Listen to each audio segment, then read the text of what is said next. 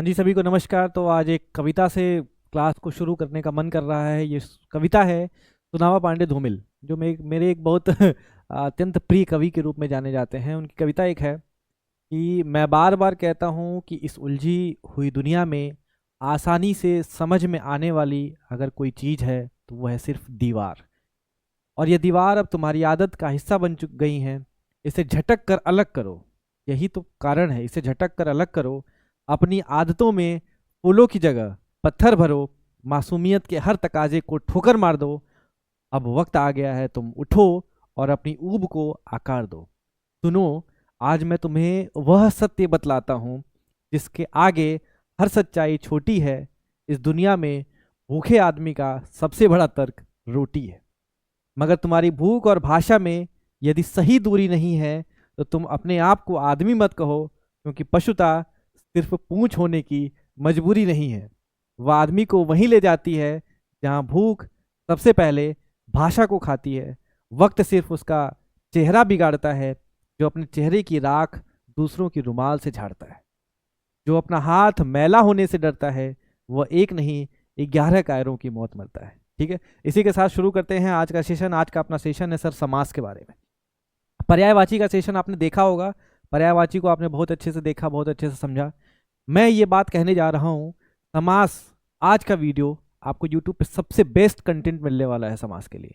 अगर इसको कर लिया ना तो दुनिया में जहां पर भी समास का चैप्टर आता होगा आंख बंद करके कर लीजिएगा, इस बात की गारंटी है, कोई सवाल आपको गलत नहीं होगा। ठीक है, तो आप लंबी लंबी क्लास चलेगी, थोड़ी पेशेंस रख के ध्यान से समझते चलिएगा, शिद्दत से नोट्स बनाते चलिएगा। पीडीएफ भी मैं ये हैंड रिटन दे दूंगा, तो चिंता करने की वो भी आपको जरूरत नहीं है।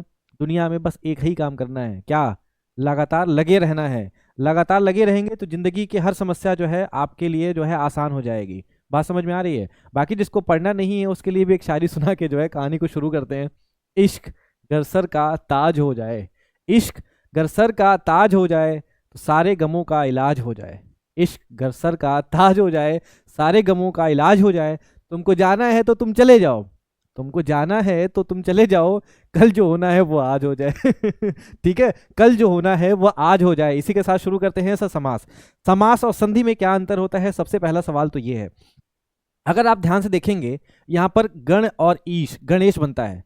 तो गण में क्या था बताओ भैया? गण में क्या था? तो गण में था अ लास्ट में, और ईश में क्या है? ई है। ये दोनों मिलते हैं तो क्या बनता है? ए बनता है। तो ये बन जाता है गणेश, और इसको क्या बोलते हैं हम लोग? संधि कहते हैं। तो संधि में क्या मिला? एक वर्ण अ, दूसरा वर्ण ई, दोनों वर्ण मिलते हैं तो वर्ण के मिलने से जो बनता है उसका क्या नाम होता है भैया? संधि होता है। लेकिन समास में क्या होता है? समास में दो शब्द जब मिलते हैं तब ये जो बनता है वो विकार। विकार का मतलब होता है परिवर्तन, इसी परिवर्तन को समास कहते हैं। अगर आप ध्यान से देखेंगे, मैंने लिखा है यथा और शक्ति। शक्ति पहला शब्द है और यथा दूसरा शब्द है। ये दोनों शब्द एक साथ मिल गए तो यथा शक्ति बन गया। ये बताओ क्या है? समास का एग्जाम्पल है। ठीक है, तो संधि में वर्ण का, संधि में सुनिएगा, दो वर्ण आपस में मिलते हैं। समास में क्या होते हैं? दो शब्द आपस में मिलते हैं, दो शब्द आपस में मिलते हैं। इस बात को ध्यान रखिएगा। ठीक है, अब सवाल ये आता है सर संधि का उल्टा क्या होता है? तो संधि का उल्टा भैया हमेशा जो होता है, संधि का विलोम क्या होता है? तो वो होता है विच्छेद।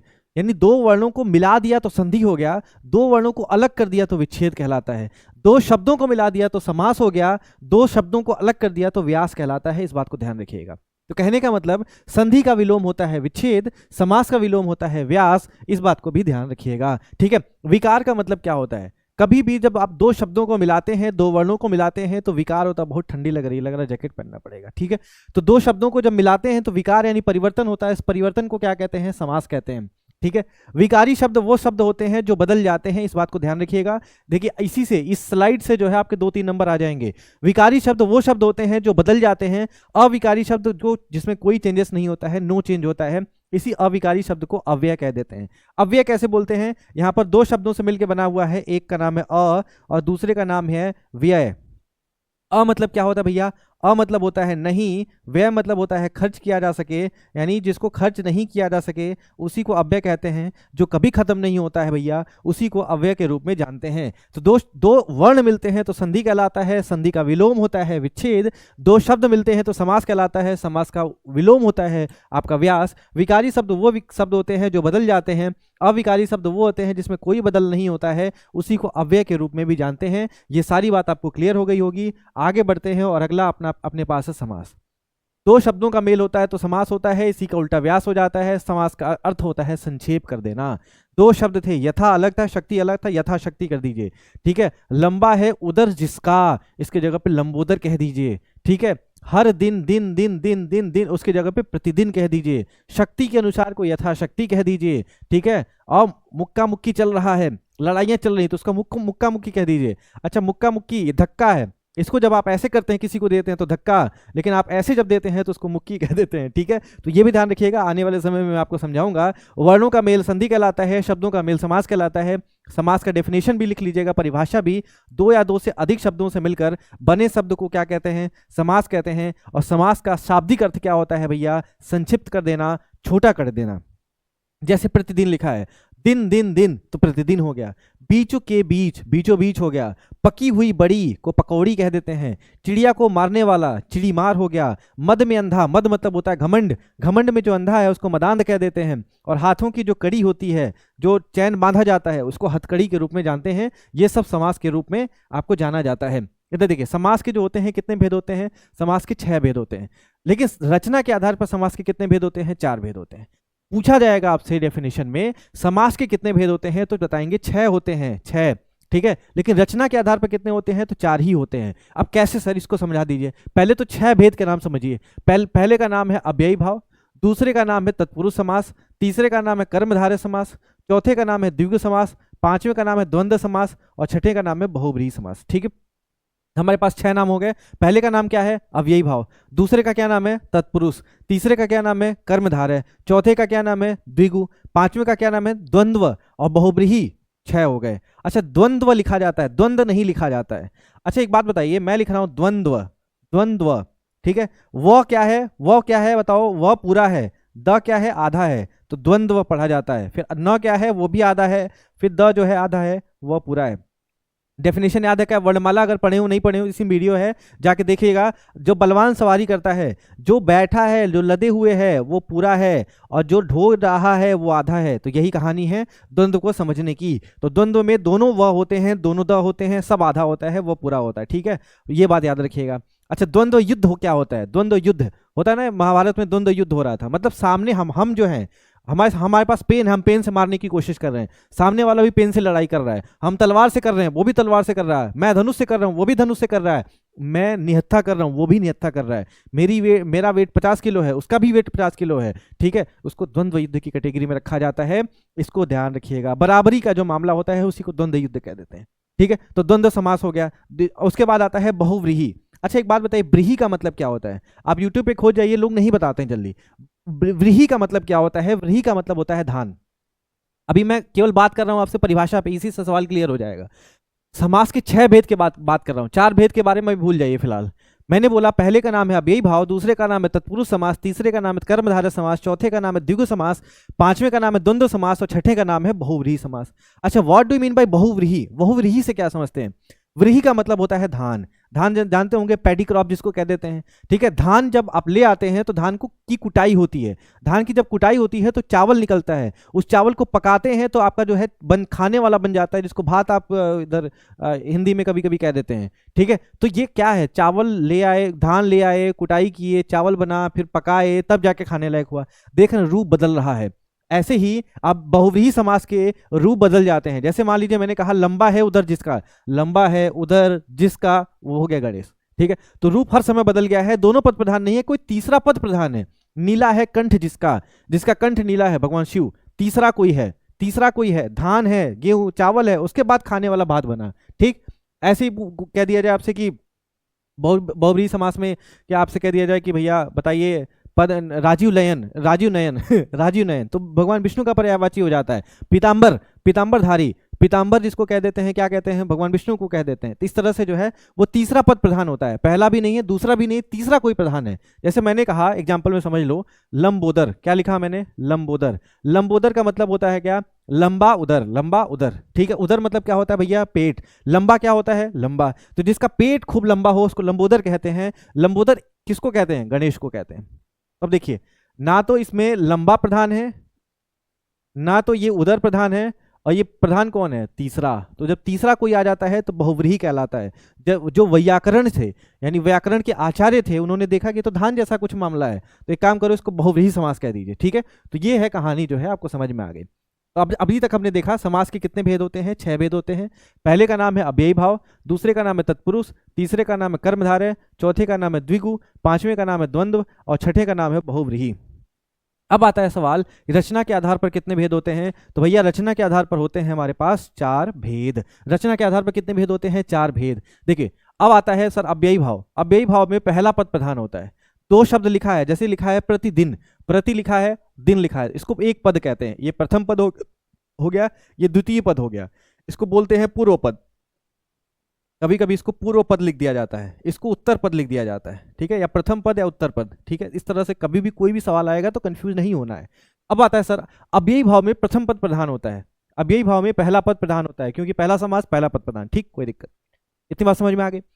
उसके बाद आता है तत्पुरुष समास, कर्मधारय समास और द्विगु समास। इसमें जो होता है दूसरा पद प्रधान होता है, ठीक है, दूसरा, तीसरा, चौथा। पहले का नाम अव्ययी भाव, जिसमें पहला पद प्रधान है। उसके बाद के नाम है तत्पुरुष समास, कर्मधारय समास, द्विगु समास, जिसमें उत्तर यानी अंतिम पद प्रधान होता है, ठीक। उसके बाद आता है द्वंद्व समास, जिसमें दोनों पद प्रधान होते हैं, दोनों एकदम मेन भूमिका में रहते हैं, दोनों पद जो होते हैं मेन भूमिका में रहते हैं। और आता है लास्ट में बहुव्रीहि समास। बहुव्रीहि समास में अन्य पद प्रधान हो जाता है, इसमें कोई पहला ना प्रधान होता है ना दूसरा प्रधान होता है। अब बताइए कितने हुए समास, पहला, उसका दूसरा, उसका तीसरा, उसके बाद चौथा। तो रचना के आधार पर कितने समास होते हैं, 4 समास होते हैं। समझ में आया क्या, रचना के आधार पर कितने समास होते हैं भैया, तो 4 समास होते हैं, 4 प्रकार के समास होते हैं। कोई दिक्कत है बताइए, कोई दिक्कत किसी को, कोई समस्या, कोई परेशानी है तो बता सकते हैं। अव्ययी भाव प्रथम पद प्रधान, कर्मधारय द्वंद्व द्विगु द्वितीय पद प्रधान, सॉरी तत्पुरुष कर्मधारय द्विगु द्वितीय पद प्रधान, द्वंद्व समास दोनों पद प्रधान, बहुव्रीहि समास कोई अन्य पद प्रधान, ठीक है। तो रचना के आधार पर समास के 4 भेद होते हैं, और वैसे समास के कितने भेद होते हैं, 6 भेद होते हैं, ठीक है। अब आइए यहाँ पे देख रहे होंगे प्रथम पद और उत्तर पद की कहानी क्या है। काठ को फोड़ने वाला, तो काठ हो गया पहला पद, फोड़ने वाला हो गया दूसरा पद, ठीक है। तो प्रथम पद हो गया, इसी को दूसरे पद को उत्तर पद कह देते हैं। दोनों को एक साथ कर दीजिए तो ये हो गया कठ फोड़वा, काठ को फोड़ने वाला। काठ मतलब लकड़ी, फोड़ने वाला तोड़ने वाला, तो कठ फोड़वा कह देते हैं। आपने क्या करा, इतने को एक साथ कर दिया, एक साथ कर दिया, तो इसको क्या बोला जाएगा, इस पूरे प्रोसेस को क्या बोला जाएगा, समास। और ये क्या बन जाता है, समस्त पद, या इसी को क्या बोल देते हैं हम लोग, सामासिक पद कह देते हैं। जब आप इतने लंबे चीजों को एक साथ बता देते हैं तो उसको जैसे संक्षेप कहा जाता है, वैसे ही समास होता है। लेकिन वो जो पद होता है उसको सामासिक पद या समस्त पद कह देते हैं, इसको ध्यान रखिएगा, ठीक है। कोई दिक्कत नहीं है, चलते हैं आगे। इधर देखिए, उसके बाद पहले समास का नाम है सर अव्ययी भाव समास। अब ध्यान से सुनिएगा, चीजों को ध्यान से इत्मीनान से समझिएगा, सारी बात क्लियर हो जाएगी। अव्ययी भाव समास का मतलब जिसका पहला पद अव्यय होता है, अव्यय मतलब खत्म नहीं होता है, और दूसरा पद प्रायः संज्ञा होता है। संज्ञा जरूरी ना है, नहीं हो, जरूरी नहीं है कि हो, ठीक है, लेकिन प्रायः होता है, यानी ऑलमोस्ट चीजों में देखा जाता है। पहला पद अव्यय, दूसरा पद नाउन होता है, संज्ञा होता है। तथा समस्त पद, समस्त पद मतलब जो इन दोनों से बनता है, ये वाला पद, वो वाला पद जो होता है वो अव्यय हो जाता है। अव्यय मतलब वो भी खत्म नहीं होता है, और अव्ययी भाव समास कहलाता है। समझ में आया। डेफिनेशन में आप क्या लिखना चाहेंगे, तो सबसे पहले लिखेंगे फर्स्ट प्लस सेकेंड, उसके बाद जो है यहाँ पर रिजल्ट, उसका रिजल्ट। देखो लिखने का तरीका बता रहा हूँ। पहला पद क्या होता है, पहला पद क्या लिखा है, अव्यय, जो खत्म नहीं होता है, अव्यय होता है, ठीक है। उसके बाद दूसरा पद क्या होता है, संज्ञा होता है, ठीक है, कोई दिक्कत नहीं है। तीसरा पद जो चेंज नहीं होता है वो भी क्या हो जाता है, अव्यय हो जाता है, अव्यय हो जाता है। ये बताओ कौन सा समास है, बताओ, अव्ययी भाव समास है। कौन सा समास है, अव्ययी भाव समास, अव्ययी भाव समास, ठीक है। कोई दिक्कत अभी तक, बताइए जल्दी बताइए, कोई दिक्कत है, नहीं है ना, जल्दी बताइए, कोई दिक्कत है, कोई परेशानी है तो बेझिझक आप बताइए। हाँ जी, समझ आया, तो चले आगे बढ़े। यानी पहला पद प्रधान होता है, पहला पद अव्यय होता है, दूसरा पद जो है संज्ञा होता है, और समस्त पद भी अव्यय हो जाता है, उसी को अव्ययी भाव समास कह देते हैं। जैसे यहाँ पे लिखा है यथाशक्ति, क्या लिखा है, यथाशक्ति। यथाशक्ति में देख रहे होंगे पहला पद का नाम है यथा, दूसरे का नाम है शक्ति। पहला पद क्या है? अव्यय है। यथा कभी भी बदलता नहीं है, शक्ति जो है बदल जाता। शक्ति का शक्तियां कह सकते हैं, यथा का यथाएं नहीं कह सकते, यानी ये अविकारी शब्द है और ये है संज्ञा। तो शक्ति के अनुसार, यथाशक्ति का मतलब क्या होता है? शक्ति के अनुसार। और इसमें कौन सा संधि है? अव्ययी भाव समास है। कौन सा समास है? अव्ययी भाव समास है। अब आता है सर अविकारी और विकारी शब्द। विकारी शब्द वो शब्द होते हैं जो जन्म जैसे बदल जाता है, ठीक है, लेकिन अविकारी शब्द वो होते हैं जो बदलता नहीं है। बहुत ज्यादा सिर में दर्द हो रहा है, इतनी ज्यादा कि मतलब पूछे मत, आप रहते तो नहीं पढ़ाते, लेकिन ऑप्शन क्या है? आपको पढ़ाना है, मुझे पढ़ाना है, आपको पढ़ना है, तो दोनों जो है आप लोग कर लीजिए। जन्म जो है वो क्या है? विकारी शब्द है। जन्म बदल जाता है, जन्म विकारी शब्द है। लेकिन अगर इसी को आजन्म कह दीजिए, ठीक है, आजन्म, आजन्म मतलब पूरा जीवन, जन्म से लेकर के, तो इसको अव्यय कह देते हैं। आजन्म को चेंज नहीं कर सकते, तो ये हो गया क्या? अविकारी। अव्यय हो गया, ये संज्ञा हो गया। तो आजन्म भी कौन सा समास है? अव्ययी भाव समास है। समझ में आया? अव्ययी भाव। अविकारी शब्द होता है अव्यय, अविकारी जो खत्म नहीं हो, अव्यय कह देते हैं। लेकिन विकारी शब्द जो होता है वो चेंज हो जाता है, जो बदल जाता है, उसको विकारी शब्द कहते हैं। ये भी ध्यान रखिएगा। आइए आगे बढ़ते हैं। आगे आपके पास है, जैसे इतने सारे एग्जाम्पल्स लिखे हैं, जो भी शब्द लिखा है वो सब आपके एग्जाम में पूछा गया है। जैसा यथासाध्य, साधन के अनुसार, यथा संभव, संभव जितना हो सके, यथा क्रम, क्रम के अनुसार, आजन्म जीवन, जन्म से, यावत जीवन पूरा जीवन, दिनानुदिन दिन प्रतिदिन, प्रत्येक प्रति एक, प्रत्यक्ष, अक्ष मतलब होता है आंख, प्रति मतलब सामने, जो आंख के सामने है उसको प्रत्यक्ष कह देते हैं।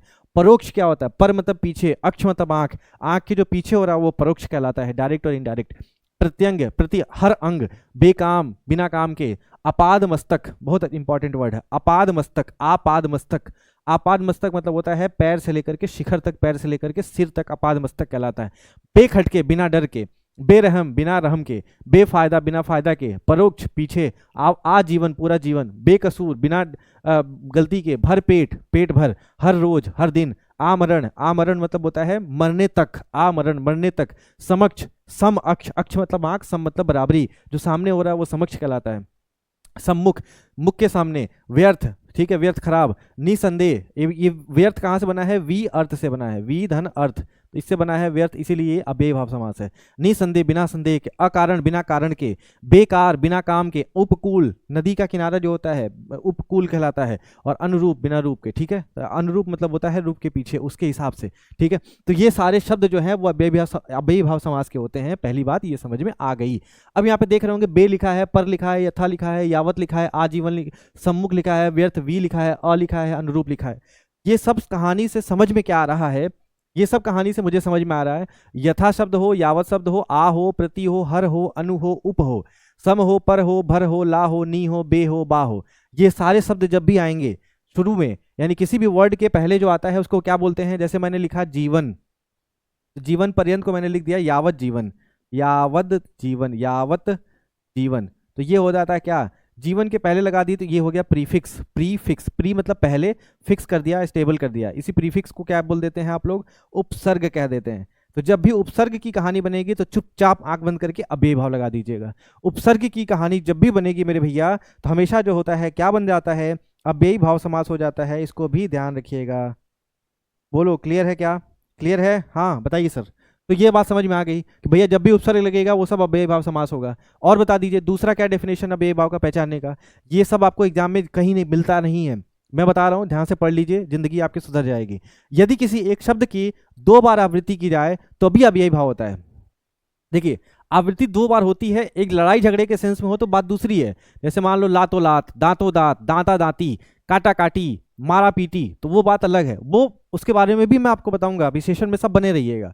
यहां कह रहा हूं यदि एक शब्द की 2 बार आवृत्ति हो, 2 बार रिपीटेशन हो तो भी अव्ययी भाव होता है। जैसे धड़ाधड़, खटाखट, फटाफट, आप ही आप, धीरे धीरे, एकाएक, हाथों हाथ, ठीक है, दिनों दिन, पहले पहल, मन ही मन, ये सब क्या कहलाता है? ये सब अव्ययी भाव का एग्जाम्पल कहलाता है। यदि एक शब्द की 2 बार आवृत्ति करी जाए तो भी क्या बन जाता है भैया? अव्ययी भाव समास बन जाता है। बात समझ में आ रही है? अरे बोलो समझ में आ रहा है कि नहीं आ रहा है? जल्दी बताइए, समझ में आ रहा है? हाँ चलो, तो यथा साध, यथा संभव, यथाक्रम, आवत जीवन, यावत जीवन, आजन्म, दिनानुदिन, प्रत्येक, प्रत्यंग, प्रत्यक्ष, आपका बेकाम, अपाद मस्तक, बेखटके, बेरहम, बेफायदा, परोक्ष, आजीवन, बेकसूर, भरपेट, व्यर्थ, निसंदेह, सम्मुख, समक्ष, आमरण, हर रोज, बेकार, उपकूल, अनुरूप, ये सब क्या कहलाते हैं भैया? ये सब कहलाते हैं आपके क्या? बताइए। तो ये अव्ययी भाव का एग्जाम्पल है, जल्दी बताइए। कूदें क्या यहाँ पर बताओ। चलिए इधर देखिए, यदि किसी एक शब्द की 2 बार आवृत्ति करी जाए तो भी अव्ययी भाव कहलाता है। ये भी समझ में आ गया। धड़ाधड़, आप ही आप, धीरे धीरे, एकाएक, हाथों हाथ, मन ही मन, पहले पहल, दिनों दिन, खटाखट, फटाफट, ये सारी कहानी अव्ययी भाव की आपकी क्लियर हो चुकी। उपसर्ग जब भी लग जाएंगे तो क्या बन जाएगा, अव्ययी भाव बन जाएगा। बे और बा का उल्टा होता है, बे हमेशा बा का, जैसे बेइज्जत कर देना, बेइज्जत, बिना इज्जत के उतार देना, ठीक है, तो बेइज्जत। लेकिन बा इज्जत बरी कर देना, यानी इज्जत के साथ बरी कर देना। बे का उल्टा हमेशा क्या होता है, बा होता है। बेअदब, बिना अदब के, बा अदब, अदब के साथ। बेगैरत, बिना स्वाभिमान के, बागैरत, बिना स्वाभिमान के साथ। बेवफा, बिना विश्वास के, बावफा, वफा के साथ, विश्वास के साथ। तो बेअदब, ठीक है, बेअदब, बेसबब, बासबब, बेसबब सा जीता हूं, हर जहर को पीता हूं। पढ़े हैं ना इसको, ठीक है, नहीं पढ़े होंगे तो कोई बात नहीं है, जो पढ़ा रहा हूं उतना पढ़ लीजिए। चले आगे बढ़े। तो यह अव्ययी भाव का समास, अव्ययी भाव समास समझ में आ गया। अब देखिए आता है तत्पुरुष समास। दूसरे समास का नाम भैया क्या है, तत्पुरुष समास।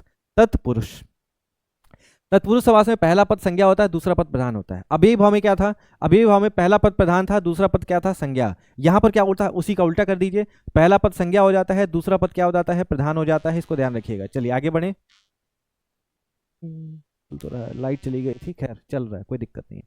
तो पहला पद क्या है, संज्ञा, दूसरा पद क्या है, प्रधान। दोनों पदों में, दोनों पदों के बीच में कारक चिन्ह का लोप हो जाता है, वो तत्पुरुष कहलाता है। अब सवाल ये है सर, कारक क्या होता है, कारक चिन्ह क्या होते हैं, इसके बारे में अगर बता दे जीवन अच्छा हो जाए। जैसे मान लीजिए कि मैं आपको कारक चिन्ह बता दूं, इधर देखिए, कारक और उसके चिन्ह। इतने कारक होते हैं 8। कर्ता कारक, कर्म कारक, करण कारक, संप्रदान कारक, अपादान, संबंध, अधिकरण, संबोधन। फिर से बोलिए, कर्ता कर्म करण संप्रदान अपादान संबंध अधिकरण संबोधन। कर्ता कर्म करण संप्रदान अपादान संबंध अधिकरण संबोधन। कर्ता कर्म करण संप्रदान अपादान संबंध अधिकरण संबोधन। कर्ता कर्म करण संप्रदान अपादान संबंध अधिकरण संबोधन। कर्ता कर्म करण संप्रदान अपादान संबंध अधिकरण संबोधन। कर्ता कर्म करण संप्रदान अपादान संबंध अधिकरण संबोधन। ये सब याद रखिएगा, कर्ता कर्म करण संप्रदान अपादान संबंध अधिकरण और संबोधन। ये 8 कारक होते हैं और सबका चिन्ह होता है। कर्ता का चिन्ह होता है ने, कर्म का होता है को, करण का होता है से द्वारा साधन के रूप में, अभी समझाएंगे क्या होता है। संप्रदान का हो जाता है के लिए या को। अपादान का भी होता है से के द्वारा, लेकिन अलगाव के रूप में, इसको अलगाव लिखते हैं, अलगाव। इसको याद रखिएगा, क्या कहते हैं, अलगाव। अलगाव के लिए अपादान, अ से अलगाव, अ से अपादान, इसको ध्यान रखिएगा। जब कोई भी चीज अलग हो रही होगी तो अपादान कारक होगा। संबंध में क्या कहता है, का, की, के आता है। अधिकरण में क्या आता है, में और पर आता है। संबोधन में क्या आता है, हे अरे ओ, हे अरे ओ, ठीक है, हे फलाने, हे ठिकाने। तो ये सब संबोधन के लिए आता है। कर्ता और संबोधन में तत्पुरुष नहीं बनते, उसके बारे में कहानी है, थोड़ा समझ लीजिए ताकि समझ में आ जाए। तो सबको समझ में आया, कर्ता ने कर्म को करण से द्वारा साधन के लिए, संप्रदान के लिए या को, अपादान से या के द्वारा, संबंध का, की, के, अधिकरण में, पर, संबोधन हे अरे ओ, ठीक है। अब इधर देखिए, जैसे काठ को फोड़ने वाला क्या कहलाता है, कठफोड़वा। जाति से भ्रष्ट, देखो यहाँ पे से आया, यहाँ पे क्या आया, से आया, यहाँ पर क्या आया, को आया, काठ को फोड़ने वाला, चूहे को मारने वाला, ठीक है। तो ये सब क्या आता है, देख रहे हो, ये देख रहे हो, कारक कारक नहीं आ रहा है। इसीलिए जब जब कारक आएगा तब तब क्या होगा भैया, तत्पुरुष समास। क्या होगा, तत्पुरुष समास होगा, इसको भी ध्यान रखिएगा। जब जब कारक आएगा तो क्या बनेगा, तत्पुरुष समास बनेगा, ये बात आप ध्यान रखेंगे। चलिए आगे बढ़े। चलिए इधर देखिए, उसके बाद की कहानी इधर समझिएगा। कर्ता ने कर्म को करण से द्वारा, संप्रदान के लिए को, अपादान से के द्वारा, अलगाव के सेंस में, संबंध काकी के, अधिकरण में, पर, संबोधन हे अरे ओ। अब आता है सवाल, यहाँ पे देखिएगा, राम ने सोहन को पीटा। यहाँ पर सोहन क्या है, कर्म। यहीं पर दूसरा सेंटेंस मैंने बता दिया, मोहन ने सोहन को किताब दी, तो सोहन क्या हो गया भैया, संप्रदान हो गए। अब यहाँ से समझ में आना चाहिए, जिंदगी में कभी भी किसी चीज़ को याद नहीं करना है। हिंदी समझने की चीज़ है, आप हिंदी को याद करेंगे तो दुनिया भर की चीज़ें समझ में आ जाएंगी, हिंदी कभी नहीं आएगी। मैथ को भी नहीं याद करना है, साइंस को भी नहीं याद करना है, हिंदी को भी नहीं याद करना है, इंग्लिश को भी नहीं याद करना है। और मुझे अगर याद करने की जरूरत पड़ रही है तो फिर मैं किस काम का, मुझे भी आपको याद करने की जरूरत नहीं है, आप मुझे भी याद ना करें, ठीक है। अब यहाँ पे देखिएगा ध्यान से, चलिए, राम ने सोहन को पीटा। राम क्या है, करने वाला, तो करता, ठीक है। राम ने सोहन को, सोहन, सोहन क्या हो गए, कर्म हो गए। को क्या दिखा रहा है, कर्म कारक है। पीटा, पीटने का क्रिया है, पीटना क्या होता है, एक्शन होता है, क्रिया होती है, ठीक है। तो सोहन को पीटा। कौन मार खा रहा है, सोहन, तो सोहन क्या हो जाएगा, कर्म हो जाएगा, याद रखिएगा। यहाँ पर देखिए थोड़ा ध्यान से, को अगर फायदा कराएगा। अब मोहन ने सोहन को किताब दी, सोहन को क्या दिया बताओ, किताब दी, तो सोहन को फायदा और नुकसान हो रहा है, बताओ। किताब मिल रहा है तो फायदा हो रहा है, तो सोहन को क्या हो रहा है, फायदा। और सोहन को जब फायदा हो रहा है तो सोहन क्या बन जाएंगे, संप्रदान। अब यहाँ पे थोड़ा ध्यान से देखिएगा, इधर हमने क्या लिखा था, को यहाँ पर भी लिखा था, और को जो है आपका यहाँ पर भी लिखा था, ठीक है। लेकिन यहाँ पर को क्या है, कर्म है। लेकिन यहाँ पर भलाई के लिए, फायदा के लिए होगा, तो यहाँ पर संप्रदान हो जाएगा। तो यहाँ ने राम ने सोहन को पीटा, बताओ पीटना क्या भलाई है, पीटने में फायदा है, तो आओ पीटते हैं। पीटने में फायदा नहीं ना, तो यहाँ पर पीट नहीं रहा है तो कर्म हो गया, लेकिन यहाँ पर अरे पीट रहा है तो कर्म हो गया, लेकिन यहाँ पर फायदा हो रहा है तो संप्रदान हो जाएगा, ठीक, कोई दिक्कत नहीं। तो सोहन को क्या मिला, सोहन को क्या मिला, संप्रदान, ठीक है। किताब, किताब क्या है, जो झेल रहा होता है, ठीक है, जो झेलवाता है अपने आप को, किताब झेल रहा है, इनके पास जाएगा तो झेल रहा है, झेलेगा तो क्या बन जाएगा, कर्म बन जाएगा। इधर पे कौन झेल रहा था, सोहन भैया झेल रहे थे, सोहन भैया झेल रहे थे तो कर्म हो गया। यहाँ किताब भैया झेल रहे हैं मेरे, तो किताब भैया क्या हो जाएंगे, कर्म हो जाएंगे। बहुत मजेदार कहानी है। जो झेलेगा वो क्या बन जाएगा, कर्म, और जिसको फायदा होगा वो क्या बन जाएगा, संप्रदान। समझ में आया क्या। राम ने सोहन को पीटा, सोहन भैया झेल रहे हैं तो कर्म हो गए। राम ने सोहन को किताब दी, सोहन को मिल रहा है, फायदा हो रहा है भैया, तो संप्रदान। संप्रदान, फायदा होगा तो क्या हो जाएगा, संप्रदान हो जाएगा। क्या ये बात आपको समझ में आ रही है, जल्दी बताइए, क्या ये बात आपको समझ में आ रही है। अब यही भाव में पहला पद क्या होता है, प्रधान, और दूसरा पद क्या होता है, संज्ञा। तत्पुरुष समास में क्या देख रहे थे, पहला पद क्या होता है, बताओ, पहला पद क्या होता है, संज्ञा, दूसरा पद क्या होता है, प्रधान होता है, ठीक है। तत्पुरुष समास में जो है कारक चिन्ह का लोप हो जाता है। कारक कितने होते हैं, 8 होते हैं। हमने कर्म के बारे में समझा, जिसको फायदा हो रहा है, जिसको फायदा हो रहा है वो संप्रदान, जो झेल रहा होता है वही कर्म होता है। किताब यहाँ झेल रही है कि यहाँ से वहां जाएगी तो झेलेगी, झेलेगी तो क्या हो जाएगा भैया, कर्म हो जाएगा। हमको समझ में आ गया भैया, इतने कारक होते हैं, कर्ता, कर्म, करण, संप्रदान, अपादान, संबंध, अधिकरण, संबोधन। कर्ता का चिन्ह होता है ने, कर्म का होता है को, करण का होता है से द्वारा साधन, संप्रदान के लिए को, अपादान से या के द्वारा अलगाव के हिसाब से होता है, संबंध यहाँ पर का की के होता है, अधिकरण में पर होता है, संबोधन हे अरे ओ होता है। अब आता है सवाल, अच्छा एक बात बताइए, यहाँ पर कर्ता में क्या चिन्ह है, ने। आपने क्या करा, राम सोहन को पीटा, आपने लिखा राम सोहन को पीटा, राम सोहन को पीटा, मोहन सोहन को किताब दी, मोहन सोहन को, यार कैसे समझ में नहीं है, मोहन ने सोहन को किताब दी, मोहन सोहन को किताब दी, मोहन सोहन को किताब दी, राम सोहन को पीटा, राम सोहन, राम सोहन एक ही तो नहीं है, राम सोहन को पीटा, नहीं। कभी भी कर्ता का जो चिन्ह होता है ने, वो लोप नहीं होता है, उसको खत्म नहीं कर सकते किसी भी कंडीशन में, ठीक। मोहन ने सोहन को किताब दी, ये बात समझ में आ रही है। मोहन सोहन को किताब दिया, ये बात समझ में नहीं आ रहा है, बोलने में अच्छा नहीं लग रहा है, और हिंदी की दृष्टि से वो अशुद्ध वाक्य भी होता है। कर्ता का चिन्ह कभी भी लोप नहीं होता है, इसीलिए जब तक लोप नहीं होगा, जब तक लॉस नहीं होगा, तब तक समास नहीं बनेगा, समास नहीं बनेगा तो कभी भी कर्ता का समास नहीं बनता है, ठीक। ये बात समझ में आ गई। उसके बाद है संबोधन। आपने बोला हे राम, हे राम, हे राम, आपने इसको बोलिए हे राम, हे राम, हे राम, हे राम, हे राम, हे राम, हे राम, संबोधन गया, बुला ही नहीं रहे, नाम ले रहे हैं, ठीक है। तो संबोधन का भी जो चिन्ह होता है वो लोप नहीं होता है, इसीलिए संबोधन का भी नहीं बनता है और कर्ता का भी नहीं बनता है। तो बचा कितना, इतना, तो बचा कितना, 1 2 3 4 5 6, तो 6 का बनता है क्या, समास। यानी कर्ता और संबोधन में तत्पुरुष नहीं बनते हैं, कर्ता और संबोधन में समास नहीं बनते हैं। तो बनते कितने हैं, तो तत्पुरुष के कितने भेद हो जाएंगे, तो 6 भेद हो जाएंगे, 6 टाइप हो जाएंगे, इसको भी ध्यान रखिएगा, ठीक है। आगे बढ़ते हैं, इधर देखिए, तो तत्पुरुष के 6 भेद हो गए, कर्म कारक, कर्म तत्पुरुष, करण तत्पुरुष, संप्रदान तत्पुरुष, अपादान तत्पुरुष, संबंध तत्पुरुष और अधिकरण तत्पुरुष, ठीक है। आगे देखिए, सबसे पहला सवाल यह है कि कर्म तत्पुरुष क्या होता है। कर्म तत्पुरुष का मतलब दो शब्दों के मिलने से कारक चिन्ह कर्म का क्या होता है, को, झेलवाता है जो, झेलता है जो, ठीक है, वो को का लोप हो जाता है, कर्म तत्पुरुष कहलाता है। जैसे शरणागत, शरण को आगत, आगत मतलब होता है आया हुआ, शरण मतलब हमारे पास, जो हमारे पास आ जाता है, शरण को आगत, शरण को आया हुआ, तो कर्म तत्पुरुष का एग्जाम्पल है। मरणासन्न, मरणासन्न मतलब होता है मरने के समीप पहुंचा हुआ, मरण को लगा हुआ, मरने को लगा हुआ, मरणासन्न कहलाता। आसन्न मतलब लगा हुआ या मरने को नजदीक, इसको मोरीबंड कहा जाता है इंग्लिश में, तो मरणासन्न। गिरह कट, गिरह को काटने वाला, क्या होता है गिरह।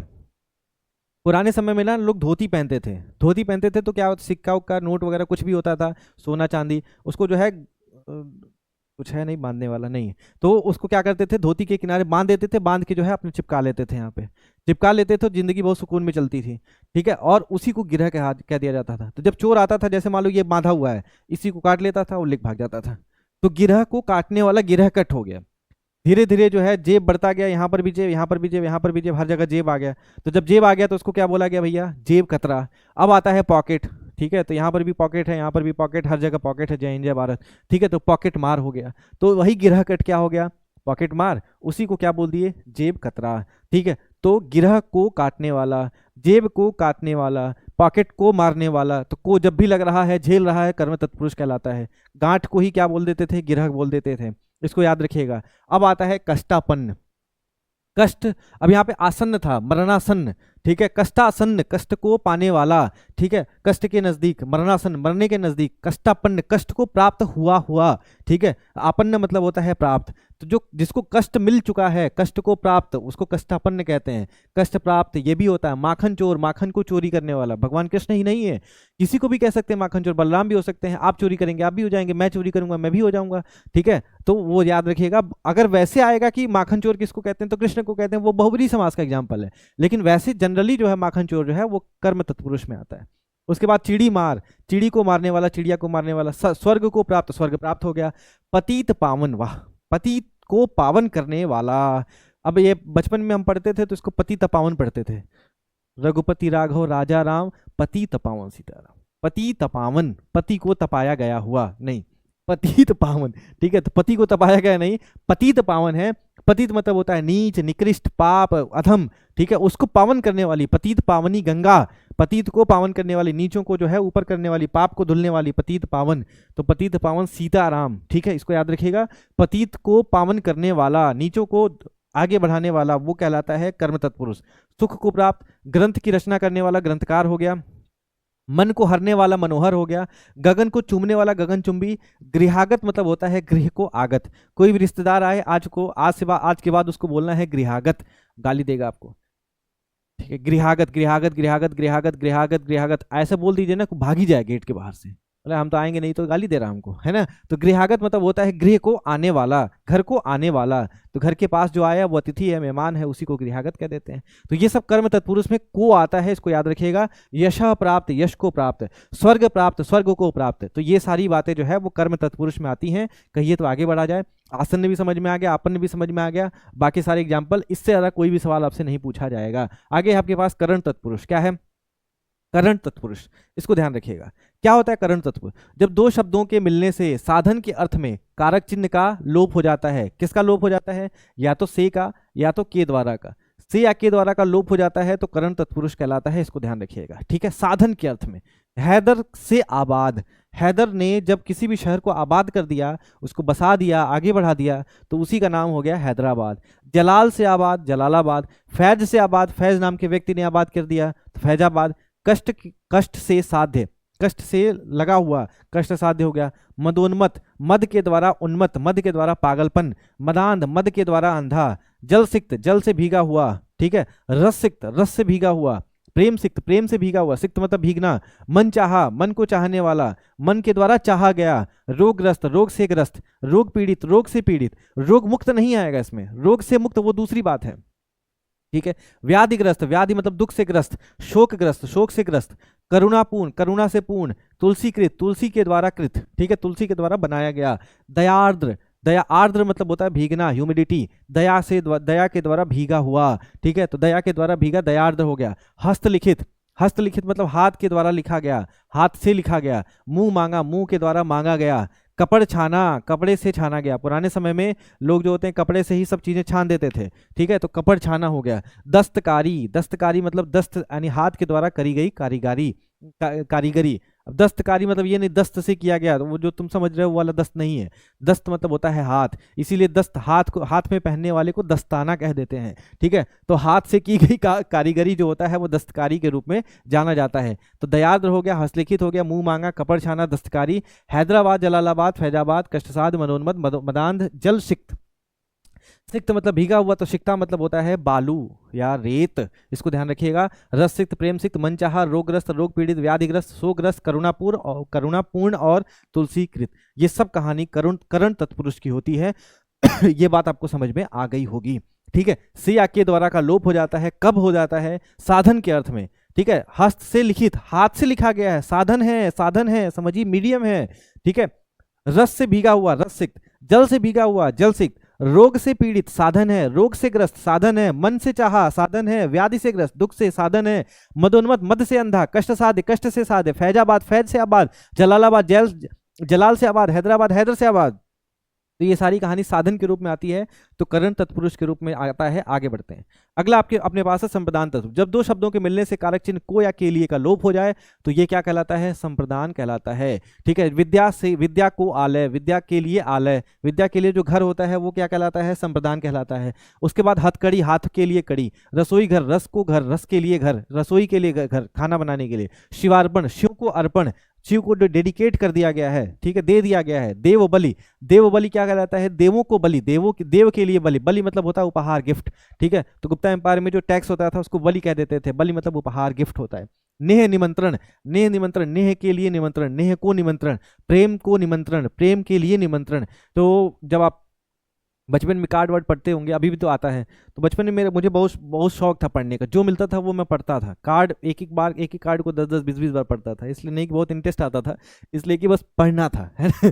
बात समझ में आ रही है? तो नेह निमंत्रण, तो उसमें आता था सबसे पहले वक्रतुंड महाकाय सूर्यकोटि समप्रभ निर्विघ्नं कुरु देव सर्वकाय सर्वदा। तो वक्रतुंड है, महाकाय है, सूर्यकोटि समप्रभ, निर्विघ्नं जो हर तरह से समस्या को खत्म कर दे, निर्विघ्न कर दे, विघ्नों को खत्म कर दे, कुरु मे देव सर्व कार्येषु सर्वदा, आप ही कर सकते हैं। भगवान की वंदना हो जाती थी। गजाननम भूतम गणादि सेवितम कपित्तजम उपल चारुभक्षणम उमासुतम शोक विनाश कारकम नमामि विघ्नेश्वर पादपंकजम। ऐसे ही नेह निमंत्रण भेज रहा हूँ, नेह निमंत्रण, प्रियवर तुमको प्रियवर तुम्हें बुलाने को, हे मानस के राजहंस तुम भूल न जाना आने को। तो नेह निमंत्रण भेजा जाता था, प्रेम से बातें होती थी, बुलाया जाता था प्रेम से। अब क्या होता है भैया? प्रेम से नहीं, रण निमंत्रण होता है। अब लिखा जा सकता है, लिखा नहीं गया है, लिखा जा सकता है कि भेज रहा हूँ रण निमंत्रण, प्रियवर तुमको लड़ाने को। ठीक है, तो हे मानस के राजहंस, चलो ठीक है। नेह निमंत्रण मतलब प्रेम को निमंत्रण, राह खर्च, राह के लिए खर्च, यज्ञ आहुति, यज्ञ के लिए आहुति, और रण निमंत्रण, रण के लिए निमंत्रण, लड़ाई के लिए किसी को आपने चैलेंज कर दिया, ठीक है, तो रण निमंत्रण कहलाता है। ये बात समझ में आई? जब दो शब्दों के मिलने से कारक चिन्ह क्या है, को या के लिए का लोप हो जाए तो उसको संप्रदान तत्पुरुष के रूप में जाना जाता है। विद्यालय, विद्यालय याद रखिएगा, देवालय नहीं आता इसमें, नोट डाउन कर लीजिएगा, देवालय और हिमालय इसमें नहीं आते हैं। आगे आने वाले अभी इसी टॉपिक में आपको बताऊंगा वो कहाँ आते हैं। याद रखिएगा, फिर बोल रहा हूँ वीडियो में, याद रखिएगा, एग्जाम्पल में, एग्जाम में आता है विद्यालय विद्यालय विद्यालय विद्यालय विद्यालय विद्यालय संप्रदान। ठीक है, बाकी देवालय और उसकी बात नहीं कर रहा हूं, देवालय और हिमालय के बारे में आगे आपसे बात करेंगे। ठीक है, आगे बढ़िए। यहाँ पे देखिए थोड़ा ध्यान से, जब कारक अपादान, अपादान में क्या होता है? से या के द्वारा अलगाव के अर्थ में। ठीक है, रोग से ग्रस्त अलगाव नहीं है, रोग से मुक्ति अलगाव है, खत्म हुआ, छुट्टी छुट्टी छुट्टी। ठीक है, तो रोग से मुक्ति जो है अलगाव है, तो उस केस में जो है अपादान तत्पुरुष आता है। बंधन से मुक्ति, बंधन से आजाद हो गए। पद से च्युत, पद से हटा दिए गए। काम चोर, काम से चोरी हो गई। धर्म विमुख, धर्म से विमुख हो गए। जाति भ्रष्ट, जाति से भ्रष्ट हो गए। धन से हीन हो गए, अलग हो गए। देश निकाला कर दिया गया। बुद्धिहीन है, बुद्धि ही नहीं है। विद्याहीन, विद्या से ही कमजोर है। ठीक है, रोगग्रस्त, रोगग्रस्त करण तत्पुरुष कहलाता है, रोग से ग्रस्त। लेकिन रोग मुक्त जो होता है अपादान होता है, दूर हो गए रोग से। रोग मुक्त जो होता है वो अपादान होता है, इसको ध्यान रखिएगा। ठीक है, कोई दिक्कत अभी तक? जल्दी बताइए, कोई दिक्कत नहीं है? चलिए चलते हैं। अब यहाँ पे देखिए, च्युत मतलब क्या होता है? च्युत मतलब होता है हटाना। जैसे मैंने कहा जाति च्युत, जाति से हटा देना। धर्मच्युत, धर्म से हटा देना। ठीक है, और उसके बाद आता है पदच्युत, पद से हटा देना। अच्युत, जिसको हटाया ही ना जा सके, भगवान विष्णु को कहते हैं अच्युतानंद। ठीक है, अच्युतम केशवम राम नारायणम कृष्ण दामोदरम वासुदेवम हरि।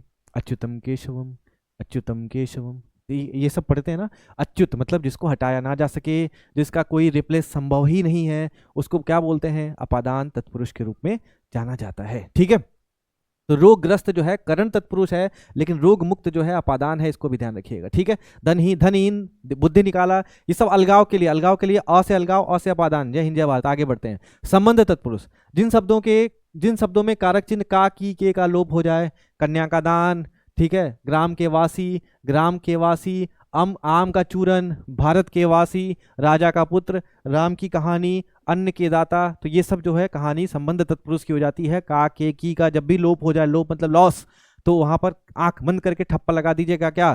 करण तत्पुरुष। ठीक है, मैं जो बता रहा हूं उसको आंख बंद करके ठप्पा लगा सकते हैं आप। चलिए आगे बढ़ते हैं। अगला है अधिकरण। अधिकरण में क्या होता है, इस समास में युक्त शब्दों में कारक चिन्ह में या पर का लोप हो जाता है, में या पर खत्म हो जाता है। जैसे आनंद में मग्न, आप पर बीती, आत्म पर विश्वास, अपने पर विश्वास, दान में वीर, धर्म में वीर, हर फन मौला, हर फन में मौला, हर एक स्किल में एक्सपर्ट है, हर फन मौला कहलाता है। ठीक है, हर फन मतलब होता है काम, में मौला मतलब एक्सपर्ट है, मौला मेरे मौला। ठीक, कार्य कुशल, कार्य में कुशल, ग्राम वास, ग्राम में वास, ग्रामवासी क्या कहलाता है भैया, संबंध कहलाता है, ग्राम का वासी, ग्राम में वास, तो ये क्या कहलाता है, अधिकरण कहलाता है। कर्तव्य परायण, कर्तव्य में परायण, ठीक है, ग्रामवासी संबंध है। अब युद्ध में वीर, उसको बोलते हैं देव का आलय, देव का आलय। अच्छा एक मिनट, एक मिनट यहाँ पे छूट गया कैसा, एक मिनट।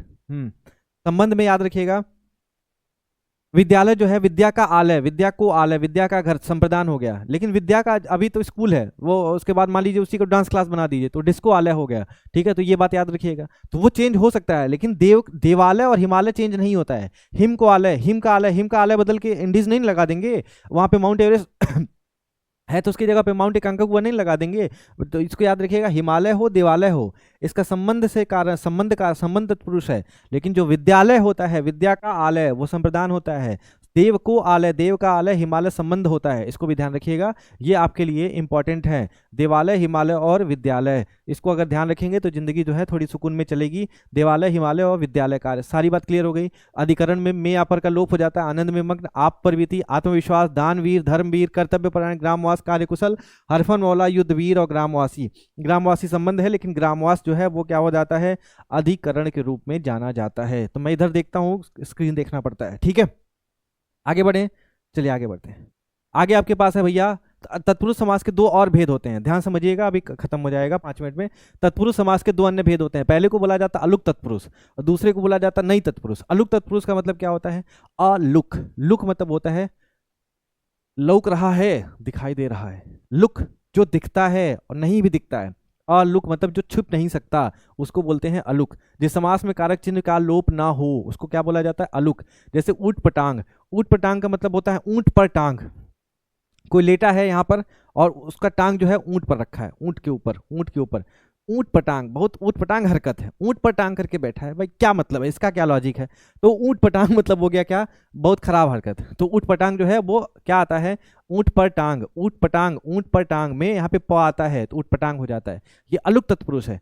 और अगर अलुक नहीं होगा तो में पर अधिकरण में आते हैं तो अधिकरण तत्पुरुष लगा दीजिएगा, कोई दिक्कत नहीं है।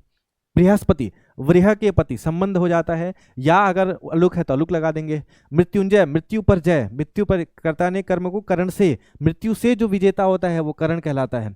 ठीक है, उसके बाद आता है युधिष्ठिर, युद्ध में स्थित, अधिकरण। वाचस्पति संबंध कारक होता है, वाचके पति। ठीक है, वाचस्पति, हालांकि आपसे एग्जाम में कभी नहीं सवाल आता है, ये दोनों संस्कृत में है, बृहस्पति और वाचस्पति, तो बस याद रखिएगा ये अलुक तत्पुरुष में आते हैं। मृत्युंजय, युधिष्ठिर और पटांग, ये जो है अलुक तत्पुरुष का एग्जाम्पल है।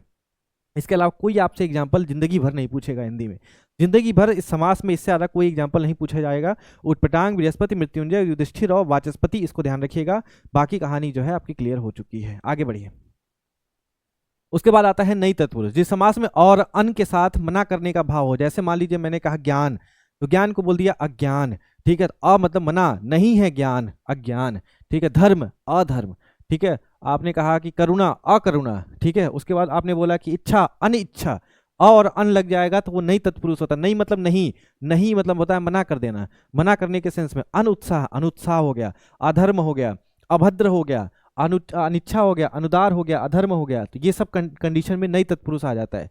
अगर नई तत्पुरुष नहीं है तो आपने देखा था प्रीफिक्स कहाँ लगाते थे, बताओ, प्रीफिक्स पहले वाले में लगाते थे, अव्ययी भाव। ठीक है, तो जब भी अगर आपके पास तत्पुरुष में नई तत्पुरुष नहीं है तो क्या लगा देंगे, अव्ययी भाव लगा देंगे, आंख बंद करके, कोई दिक्कत नहीं है। ठीक है, बात समझ में आ रही है, आगे बढ़ते हैं। उसके बाद आता है भैया कर्मधारय समास।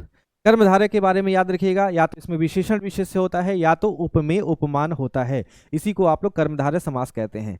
अब कर्मधारय समास में या तो विशेषण विशेष से होगा या तो उपमेय उपमान होगा। अब सवाल ये सर विशेषण विशेष से क्या होता है। मैंने कहा आपके सामने नील कमल, यहाँ देख रहे हैं नील कमल, कमल कैसा है, नीला है, कमल के बारे में बताया जा रहा है। तो कमल क्या हो गया, जिसके बारे में बताया जा रहा है, जिसके बारे में जब बताया जाएगा तो ये हो जाता है विशेष से। क्या हो जाता है भैया, ये हो जाता है विशेष से। लेकिन पूछा जाएगा कैसा है, कौन बता रहा है, उसको बोला जाएगा विशेषण।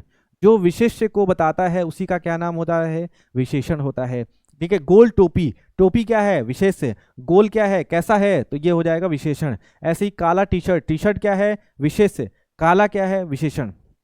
एडजेक्टिव जो नाउन को क्वालिफाई करता है, ठीक है। तो विशेष से जिस शब्द की विशेषता बताई जाए, जो शब्द विशेषता बताए वो विशेषण, जिस शब्द की बताई जाए वो विशेष से होता है, जिसके लिए उपमा ढूंढी जाए वो उपमेय, और जिसकी की उपमा दी जाए वो उपमान होता है। जैसे मान लीजिए कि तुम्हारा, ठीक है, तुम्हारा जो मुख है वो चंद्रमा के समान है। मुख कैसा है, चंद्रमा के समान, चंद्रमा जितना सुंदर है, चंद्रमा स्टैंडर्ड है, तो वो क्या हो जाएगा बताओ, चंद्रमा उपमान हो जाए। लेकिन जिसके लिए ढूंढा जा रहा है वो कौन है, तुम्हारा मुख, तुम्हारा मुख क्या हो जाएगा, उपमेय हो जाएगा, ठीक है। तो ये बात ध्यान रखिएगा। इसके लिए एग्जांपल लिखा हुआ है, इधर देख लीजिए, यहाँ पे डैश डैश डैश मैंने लगा दिया, आप अपने स्पेशल वन का नाम लिख लीजिएगा, जो जो आपके स्पेशल वन का नाम है वो लिख लीजिएगा। मैं नहीं लिखूंगा इधर, मैं लिखूंगा तो बुरा हो जाएगा, ठीक है।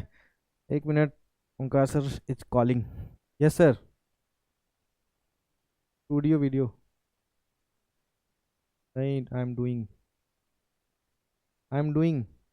M recording. नहीं बना रहे भैया।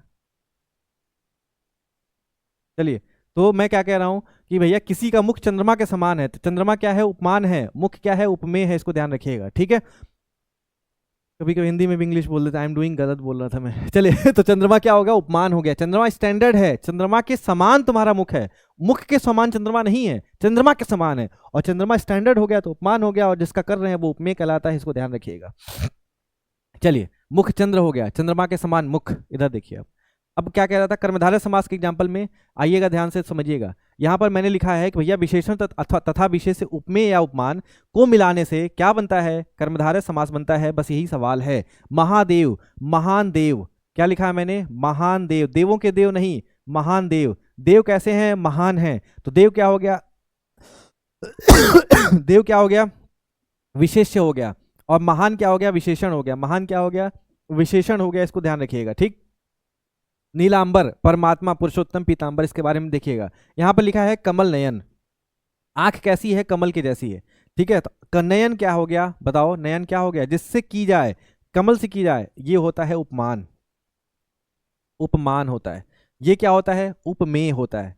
चंद्रमुख, चंद्रमा क्या है, उपमान, और जिस मुख क्या है, उपमेय। खुशबू, बू मतलब होता है गंध, खुशबू, खुश मतलब अच्छा, जब अच्छा गंध है तो उसको बोलते हैं खुशबू, तो ये क्या हो गया, उपमेय। ये क्या हो गया, उपमान। मझधार, धार के बीच में, धार क्या होगा, धार क्या हो गया बताओ, खुशबू में विशेषण विशेष क्या है, मझधार में भी विशेषण विशेष है। धार क्या है बताओ, धार क्या है, धार कैसा, बीच में, तो धार क्या है भैया, विशेष है, और मझ क्या है, विशेषण। बदबू, बू क्या है बताओ, गंध, बू, बू क्या है, गंध विशेष है, और बद क्या है, विशेषण। ये बात समझ में आ गई। तो आइए थोड़ा पहचानते हैं, इधर पहचानने की कोशिश करें। इधर देखिए, कमल नयन, कमल नयन, नयन कैसा है, कमल के जैसा, नयन क्या हो गया बताओ, उपमेय। ये क्या हो गया, उपमान। क्रोधाग्नि, अग्नि क्रोध के जैसे, क्रोध के जैसे अग्नि या अग्नि क्रोध के जैसे, बताइए, क्रोध के जैसे अग्नि या अग्नि क्रोध के जैसे। तो ये क्रोध की जैसी अग्नि नहीं, अग्नि कैसी है, क्रोध की जैसे नहीं, क्रोध जैसी अग्नि है, ठीक है। क्रोध कैसी है, ऐसी जैसे आग। बात समझ में आ रही है। तो अग्नि क्या हो गया, अग्नि क्या हो गया, उपमान। क्रोध क्या हो गया, उपमेय। पुरुष क्या हो गया, लोहे के जैसा पुरुष, पुरुष कैसा हो, लोह क्या हो गया, उपमान, ठीक है। और ये क्या हो गया, उपमेय। मृग लोचन, ठीक है, हिरण के जैसा, ठीक है, हिरण के जैसा। तो ये लोचन क्या हो गया बताओ, लोचन क्या, एक मिनट, लोचन क्या हो गया, आंख, आंख कैसा है, मछली के जैसा है, ठीक है।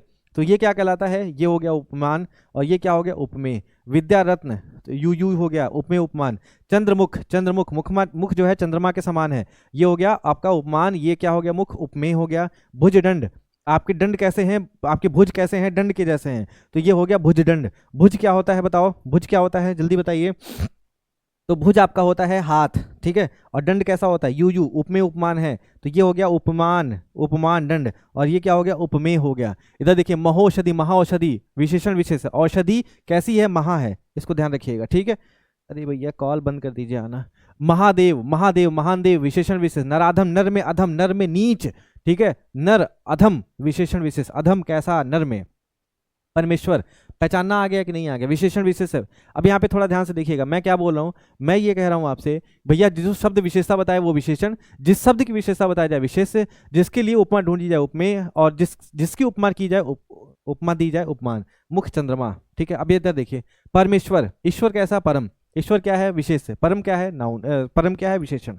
पीतांबर, अंबर कैसा है, पीला, अंबर कैसा है? पीला। अंबर क्या क्या है? विशेष है। पीला क्या है बताओ? विशेष, विशेषण।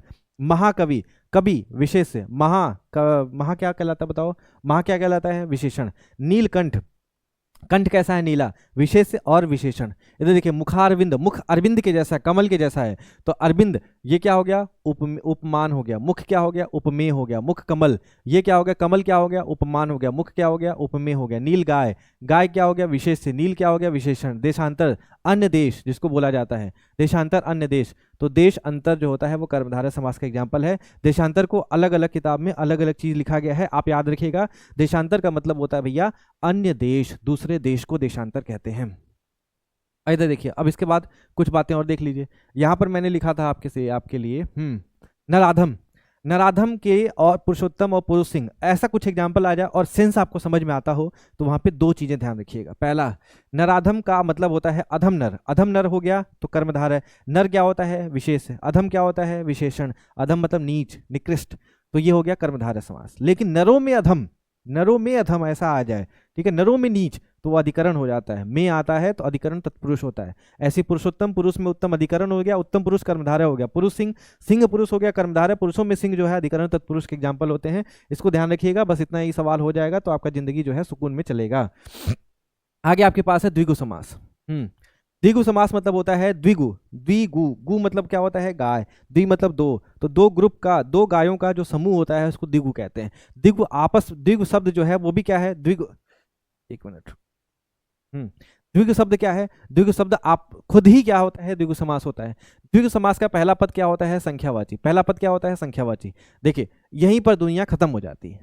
दुनिया बस इतनी जानती है कि पहला पद संख्यावाची, आंख बंद करके द्विगु, जय हिंद जय भारत। नहीं भैया, ऐसे कभी नहीं करना। वो समास समूह का द्योतक होता है, वो समूह के बारे में बताएगा तभी होगा, ठीक है। द्विगु समास में दूसरा पद प्रधान भी होता है। तो द्विगु समास के तीन डेफिनेशन समझ में आने लगे हैं।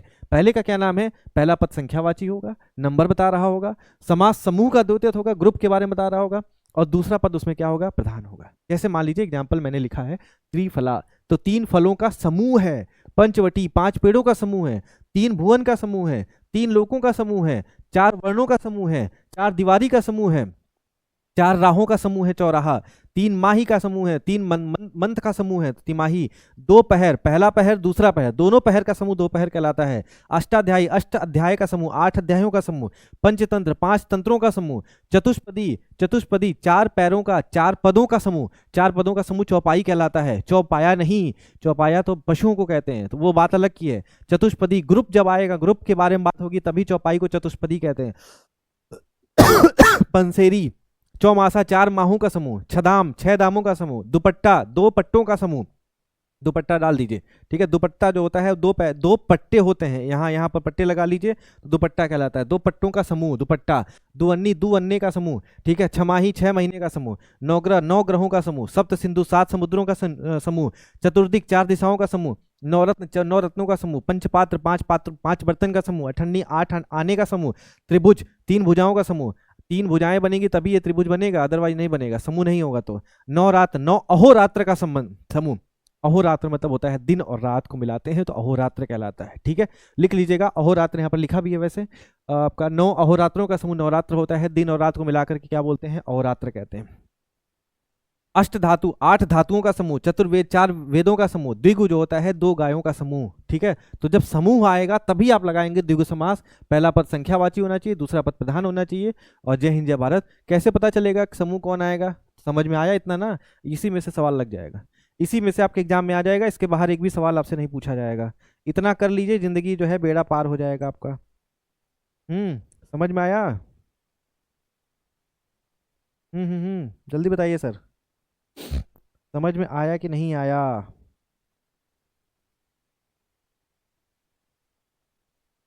चलें आगे बढ़ें? एक मिनट रुक जाइए। हम्म,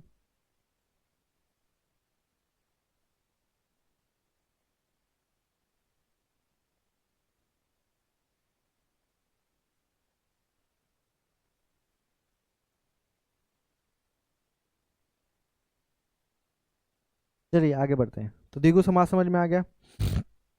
इसके अलावा कुछ नहीं है इसमें। आगे बढ़ते हैं। द्विगु समास हो गया। नौ अहोरात्रों का, अहोरात्र मतलब होता है दिन और रात। अपवाद के सेंस में याद रखिएगा, इधर दशानन, दश आनन के समूह में नहीं आता है। दश आनन है, पहला पद संख्यावाची जरूर है, लेकिन यहाँ पर क्या नहीं है, क्या नहीं है, समूह नहीं है। दश आनन, 10 मुख हैं, 10 मुख है, लेकिन 10 मुख का ग्रुप नहीं है। ठीक है, तो 10 मुख रावण को कहते हैं दशानन, चतुरानन ब्रह्मा को कहते हैं, षटपद भौणा को कहते हैं जिसमें 6 पैर होते हैं, चौपाया 4 पैर पशु होते हैं। अब 4 पैरों का समूह बना दो तो पता चला एक बन गया, इसी पे पशु घूम रहा है। ऐसा नहीं, समूह नहीं बनाएंगे आप। सतलड़ी, 7 लड़ियां होती हैं, पहला, फिर दूसरा, तीसरा, चौथा, पांचवा, छठा, सातवां, आठवां, तो ये 7 लड़ियों का समूह होता है। चौलड़ी, 4 लड़ियों का समूह। 9 लखा, 9 लाख, ठीक है, समूह नहीं होता है। 9 लाख, 9 लखा होता है। तो ये सब याद रखिएगा, ये सब भले ही पहला पद संख्यावाची होता है लेकिन समूह के बारे में नहीं बताता है, तो ये क्या बन जाता है, बहुब्रीहि समास बन जाता है। इसको आपको ध्यान रखना है। द्विगु समास में दूसरा पद क्या होता है, प्रधान, पहली बात। दूसरी बात ये याद रखिएगा, पहला पद संख्यावाची। तीसरी बात, ये समूह के बारे में बताता हो तभी जाके द्विगु होगा, नहीं तो नहीं होगा। ठीक है, आगे बढ़ सकते हैं। तो चलिए आगे बढ़ते हैं। उसके बाद आपके पास है द्वंद्व समास। द्वंद्व समास में दोनों पदों की क्या होती है, प्रधानता होती है। द्वंद्व मतलब बराबर बराबर का मामला चल रहा होता है। दोनों पदों के मिलाने से योजक चिन्ह और, तथा, एवं, अथवा आदि का लोप हो जाता है। जैसे मैंने कहा माता और पिता, तो मैंने एक साथ कर दिया तो माता पिता हो गया। अब बहुत सारी डेफिनेशन में भैया इच्छाधारी लोग क्या बताते हैं कि जहां पर भी ये योजक चिन्ह लगा देंगे वो सब क्या हो जाएगा, द्वंद्व समास हो जाएगा। मैं कह रहा हूँ योजक चिन्ह है ही नहीं, तब क्या करोगे, धर्माधर्म, धर्म और अधर्म, इसको याद रखिएगा। धर्म और अधर्म, धर्म और अधर्म क्या कहलाता है, धर्माधर्म कहलाता है। ठीक है, तो ये सेंस के साथ समझिएगा। पाप और पुण्य, सुख और दुख, दिन और रात, धक्का और मुक्की, दल और भात, दाल और भात। धक्का क्या होता है, जब आप किसी को ऐसे कर रहे होते हैं तो धक्का, जब आप ऐसे कर रहे होते हैं तो मुक्की कहलाता है। ठीक है, इसको ध्यान रखिएगा। ठीक, तो पाप पुण्य सुख दुख दिन रात, धक्का मुक्की, दाल भात, अधर्माधर्म, धर्म और अधर्म। और देख लीजिए कुछ भूत प्रेत, ठीक है, राम कृष्ण, राम और कृष्ण, लूट और मार, दिया और बाती, भाई और बहन, चमक और दमक, और बात और चीत। बात और चीत क्या होता है, बात मतलब केवल बोलते हैं और सुनते भी हैं तो बातचीत कहलाता है। धन दौलत हो गया, धन और दौलत, हानि और लाभ, जीवन और मरण, आमने और सामने, एड़ी और चोटी, धर्म और अधर्म, नर और नारी। तो ये सारी कहानी जो है किसकी होती है, तो ये सारी कहानी आपकी द्वंद्व समास की हो जाती है। इसको भी ध्यान रखिएगा। आगे है बहुब्रीहि समास।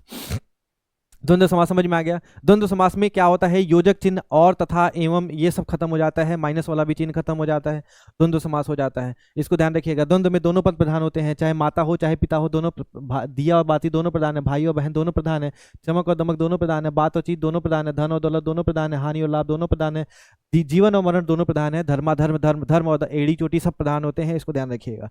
आगे देखिए बहुब्रीहि समास। बहुब्रीहि मतलब होता है धान, बहु मतलब अलग अलग, धान अलग, दो पदों के मिलने से समस्त पद बनने पर दोनों पद अपना खो करके अर्थ समस्त पद में एक विशेष अर्थ में प्रयुक्त होते हैं। ठीक है, इस समास में विद्यमान दोनों पदों के अलावा एक अन्य पद की प्रधानता हो जाती है, अर्थात समस्त पद किसी अन्य अर्थ में प्रयुक्त होता है। जैसे मैंने कहा, एग्जाम्पल के रूप में ध्यान रखिएगा, मैंने कहा वीणा पाड़ी, इसको याद रखिएगा ऐसे। लंबोदर, मैंने कहा लंबोदर, लंबोदर, लंबोदर के बारे में याद रखिएगा। इसमें 2 शब्द है, पहला लंबा, पहला शब्द है लंबा, दूसरा शब्द है उदर, यही है ना, लंबा और उदर। लंबा है उदर जिसका, उदर मतलब पेट, तो ये पहला पद हो गया, ये दूसरा पद हो गया। कोई दिक्कत अभी तक नहीं। पहला पद और दूसरा पद, ये दोनों पद प्रधान नहीं है, दोनों के अलावा कोई तीसरा पद प्रधान है, और तीसरे का क्या नाम है, गणेश। तो याद रखिएगा, जब भी इस तरह की चीजें बनेंगी तो ये क्या कहलाएगा, तो ये बहुब्रीहि समास कहलाएगा। जैसे मैंने कहा वीणा पाणी, पाणी मतलब क्या होता है, हाथ, ये तो आप पर्यायवाची में पढ़ चुके हैं। वीणा मतलब क्या होता है, वीणा, वीणा जिसके हाथ में है, तो कोई भी हो सकता है वीणा पाणी, लेकिन नहीं, जिसको कहा जाता है उसका क्या नाम है, सरस्वती। तो सरस्वती को वीणा पाणी कह देते हैं। ऐसे ही आपका सरस्वती लिख लीजिएगा, सरस्वती। ऐसे ही जो होता है शूल पाणी, ठीक है, शूल पाणी मतलब होता है त्रिशूल, शूल जिसके हाथ में है तो शिव को कह देते हैं। ऐसे ही आता है वज्रपाणी, इंद्र को कह देते हैं। ऐसे आता है चक्रपाणी, ठीक है, तो विष्णु को कह देते हैं। तो इसको याद रखिएगा, वीणा वादिनी, वीणा वादिनी, हे हंस वाहिनी ज्ञानदायिनी अम्ब विमल मति दे, हे हंस वाहिनी, हंस पर चलने वाली, ज्ञान को देने वाली, हे अम्ब माता विमल मति दे, मेरी मति को क्या करो, शुद्ध करो। विमल मतलब होता है शुद्ध कर देना। ठीक है, तो इसको ध्यान रखिएगा। इधर देखिए, लंबोदर गणेश हो गए, चतुर्भुज विष्णु हो गए, गिरिधर गिरि को धारण करने वाले कृष्ण हो गए, 4 भुजा वाले विष्णु हो गए, लंबा उदर वाले गणेश हो गए, वीणा पाणी सरस्वती हो गई। चक्रपाणी विष्णु हो गए, ठीक है, शूलपाणी शिव हो गए, पद्मपाणी विष्णु हो गए, वज्रपाणी इंद्र, वज्र जिसके हाथ में है इंद्र है, पद्मनाभ जिसके नाभि से निकला कमल वो विष्णु, और पद्मजन्मा ब्रह्मा हो गए, ठीक है। तो जैसे शांताकारम शांत आकार वाले, भुजग शयनम सांप पर सोने वाले, पद्मनाभम नाभि से जिसका निकला कमल भगवान विष्णु, सुरेशम भगवान सारे देवताओं में मालिक, सारे देवताओं के ईश। तो शांताकारम भुजग शयनम पद्मनाभम सुरेशम विश्वाधारम गगन सदृशम मेघवर्णम शुभांगम लक्ष्मीकांतम कमलनयनम योग ध्यान गम्यम वंदे विष्णुम भवभयहरम सर्वलोकैकनाथम। ठीक है, तो ये याद रखिएगा, भगवान विष्णु की वंदना है जिसमें सब लक्ष्मीकांत हैं, कमल नयन है, सुरेश हैं, ठीक है, गगन सदृशम है, मेघवर्णम है, शुभांगम है, लक्ष्मीकांत, ये सब सब सब डेफिनेट सब पर्यायवाची है, इसको याद रखिएगा। ठीक है, तो बहुब्रीहि समास में कोई तीसरा पद प्रधान हो जाता है, पहली बात हो गई। जैसे सहस्त्र नयन इंद्र को कहा जाता है जिसके हजारों आंखें हैं, चतुरानन चार मुख वाले ब्रह्मा, पंचानन पंचानन चतुरानन पंचानन एकानन, ठीक है, ठीक है, पंचानन भगवान शिव को कहते हैं, षडानन कार्तिकेय छह मुख वाले, दशानन 10 मुख वाले रावण, पीतांबर पीतांबर पीला है अंबर जिसका वो भगवान विष्णु है, इसको ध्यान रखिएगा, विष्णु के लिए पीतांबर यूज करते हैं। तो ये सब जो हो जाते हैं अब बहुब्रीहि समास के एग्जाम्पल में आते हैं। बहुब्रीहि समास इसके विग्रह में जो वह जिसने वह जिसे वह शब्दों का जो है वो क्या हो जाता है, प्रयोग हो जाता है। जैसे निर्मल, निर्मल मतलब क्या होता है, निर्गत है मल जिसमें, निर्गत मतलब चला गया हो, मल मतलब गंदगी, जहां से गंदगी चली गई हो, मान लीजिए पानी है, पानी से सारी गंदगी बह गई, तो निर्गत है मल जिसमें उसको निर्मल कह देते हैं, तो उस पानी को निर्मल कह देते हैं। निर्मल का अर्थ क्या होता है, निर्गत चला गया हो, मल जिसमें से, मल मतलब गंदगी, जो गंदगी चली गई हो उसको निर्मल कह देते हैं। चंद्रशेखर, चंद्र है शिखर पर जिसके, चंद्र है शिखर, शिखर पर चंद्रमा किसके हैं, भगवान शिव के हैं। उसके बाद तिपाई, तीन है पाए जिसमें, तीन पाए जो होते हैं उसको क्या बोलते हैं, तिपाई कह देते हैं। चौपाया, चार हैं पैर जिसके, चार पैर पशुओं को कह दिया जाता है, तो चौपाया, ये सब जो होते हैं क्या हो जाते हैं, बहुव्रीहि समास के एग्जाम्पल में आते हैं। उसके बाद देखिए नकटा, नाक है कटी जिसकी, शूर्पणखा को कहते हैं। कनकटा, कान है कटा जिसका, तो ये भी याद रखिएगा, ठीक है। सतखंडा, 7 खंड का महल, ये सब सतखंडा, ये सब बहुव्रीहि समास है। चार पाई, 4 पैर वाले, तिपाई 3 पैर वाले, ये सब जो होते हैं क्या कहलाते हैं, बहुव्रीहि समास होते हैं। तो बहुव्रीहि समास में ये बात समझ में आ गई सर की पहली बात कि ये दोनों दो पद मिलते हैं, कोई तीसरा अर्थ देते हैं, पहली बात हो गई। दूसरा पद जो सामासिक पद होता है वो अलग होता है, बिल्कुल ठीक है, कोई दिक्कत नहीं है, यहाँ तक तो सब बात समझ में आ रही है। ये भी निर्मल, चंद्रशेखर, तिपाई, चौपाई, ये समझ में आ गया। जब ग्रुप की बात होगी, 3 पैरों का, 3 फलों का ग्रुप, 3 भुवन का ग्रुप, 3 लोक का ग्रुप, 9 अहोरात्रों का ग्रुप, ये क्या कहलाता है, वो द्विगु समास में आता है, ठीक है, कोई दिक्कत नहीं है। एक चीज और ध्यान रखिएगा, जब सह साथ के अर्थ में सौ का यूज किया जाए, सौ का प्रयोग किया जाए, उपसर्ग का प्रयोग होने पर बहुब्रीहि समास होता है। अभी तक हम जानते थे जब भी उपसर्ग लगेगा तो क्या बनेगा, जब भी उपसर्ग लगेगा तो अव्ययी भाव बनेगा, लेकिन स उपसर्ग जब लगेगा तो बहुब्रीहि बनेगा। जैसे सफल, फल के साथ, सविनय, विनय के साथ, प्रेम के साथ, सकुशल, कुशलता के साथ, सादर, आदर के साथ, सपरिवार, परिवार के साथ, सनाथ, नाथ के साथ, और सगुण, गुण के साथ, ये सब क्या कहलाता है, तो ये सब कहलाता है भैया आपका बहुब्रीहि समास। ठीक है, तो सफल, सविनय, सकुलता, सकुशल, सादर, सपरिवार, सनाथ, सगुण, ये सब जो होते हैं वो स के साथ आते हैं, और स के साथ जो भी आता है मेरे भाई वो क्या कहलाता है, बहुब्रीहि समास कहलाता है। बहुव्रीहि, बहुव्रीहि ऐसे लिखा जाता है, बहुव्रीहि समास कहलाता है, इसको भी ध्यान रखिएगा। उसके बाद देखिए, यदि लड़ाई झगड़े के अर्थ में किसी शब्द की बार बार आवृत्ति हो जाए तो बहुब्रीहि समास हो जाता है। जैसे मुक्का मुक्की, जैसे बाता बाती, बातों से जब हो जाए लड़ाई, बाता बाती हो गया। जैसे लाता लाती, लातों से हो जाए। जैसे दांता दाती, दांत से काटा जाए, हम काट रहे तुम काट रहे, हम काट रहे तुम काट रहे, ऐसी दांता दाती, तो ये क्या कहलाता है, बहुब्रीहि समास का एग्जाम्पल कहलाता है। बात समझ में आ रही है क्या, तो ये हो गया मुक्का मुक्की, ठीक है, मुक्का मुक्की, बाता बाती बातों से, लाता लाती लातों से, दांता दाती दांतों से जो हो गया वो सब क्या कहलाता है, लड़ाई झगड़े के सेंस में, लड़ाई झगड़े के सेंस में। इसके अलावा जहां पर भी आवृत्ति होगी वो सब कहां चला जाएगा मेरे भाई, अव्ययी भाव में चला जाएगा। लेकिन अगर लड़ाई करने के सेंस में है तो भैया कहां लगा देंगे, बहुब्रीहि में लगा देंगे। इसी के साथ बहुब्रीहि समास होता है आपका खत्म। यहाँ पे कुछ इंपॉर्टेंट बात है, समास के पदों को अलग करना विग्रह कहलाता है। पूर्व पद प्रधान हो तो अव्ययी भाव, दोनों पद प्रधान हो, नया पद, दोनों पद से नया पद बन गया तो अव्ययी भाव, ठीक है, दोनों पद नया है, कोई पद प्रधान नहीं है तो अव्ययी भाव। और तत्पुरुष जो होता है वो क्या कहलाता है, कोई पद प्रधान नहीं, ये छोड़ दीजिएगा इसको, ठीक है। और तत्पुरुष मतलब होता है उसका पुरुष, तत् मतलब उसका, पुरुष मतलब पुरुष, तो इसको याद रखिएगा, कभी कभी एग्जाम में ये चारों पांचों सवाल आ चुके हैं, ठीक है। तो ये इसी के साथ जो है आपके समास की पूरी कहानी खत्म होती है। उम्मीद है आपको समझ में आया होगा। मैं कभी धीरे कभी तेज रहा हूँगा। आपको 2x पे करके वीडियो को नहीं देखना है, आप मैक्सिमम 1.25x पे देख लिया करिए। इसके अलावा जो है आपको पीडीएफ आपको एज इट इज़ दे दिया जाएगा, पीडीएफ को पढ़ लीजिए, ज़िंदगी में कभी भी समास में कोई दिक्कत नहीं आएगा। मैं फालतू बात नहीं करता हूँ, समय आपका कम लेता हूँ, जिससे ज़िंदगी जो है आपकी थोड़ी सुकून में चले।